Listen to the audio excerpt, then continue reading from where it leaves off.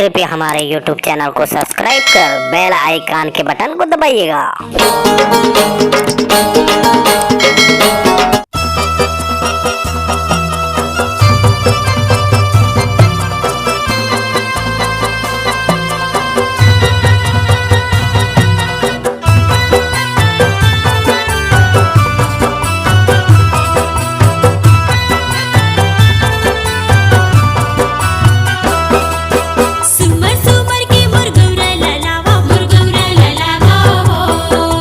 सुमर सुमर के मोर गौरी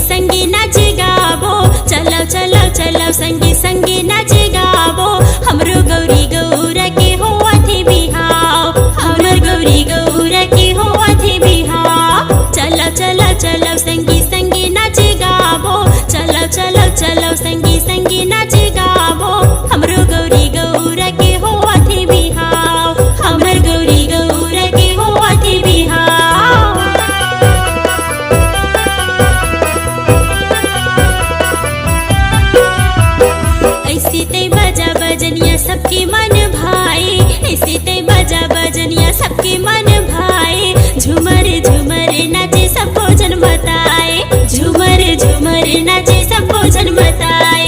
ऐसे ते बाजा बजनिया सबके मन आए, ऐसे ते बाजा बजनिया सबके मन आए। झूमर झूमर नाचे सब भोजन बताए, झूमर झूमर नाचे सब भोजन बताए।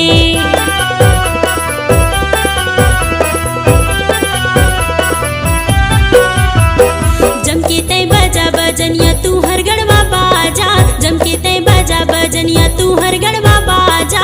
गौरी लेके आई हवे हमरो गौरा राजा, गौरी लेके आई हवे हमरो गौरा राजा। जमके तय बाजा बजनिया तोरे गढ़वा बाजा, जमके तय बाजा बजनिया तोरे गढ़वा बाजा। गौरी लेके आई हवे हमरो गौरा राजा, गौरी लेके आई हवे हमरो गौरा राजा।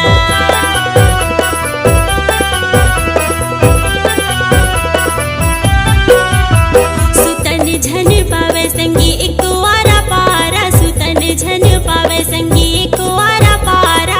ऐसे तय बजा दे संगी जम के चिकारा, ऐसे तय बजा दे संगी जम के चिकारा। सुतन झन पावे संगी एको आरा पारा, सुतन झन पावे संगी एको आरा पारा। ऐसे तय बजा दे भैया जम के चिकारा, ऐसे तय बजा दे भैया जम के चिकारा।